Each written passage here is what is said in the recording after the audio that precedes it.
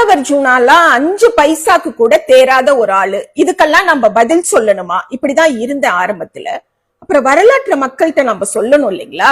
அதாவதுங்க, ஒரு அப்பாட்ட போலீஸ் டிபார்ட்மெண்ட்ல இருக்கக்கூடிய ஆட்கள் உங்க பையனை அரெஸ்ட் பண்ண வந்திருக்கோம்னு சொல்றாங்க.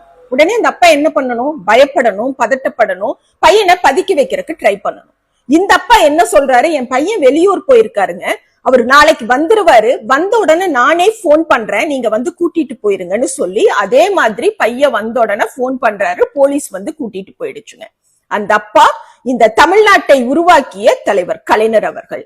அந்த பையன் இன்று தமிழ்நாட்டை ஆண்டு கொண்டிருக்கக்கூடிய தளபதி மாண்புமிகு மு.க. ஸ்டாலின் அவங்க.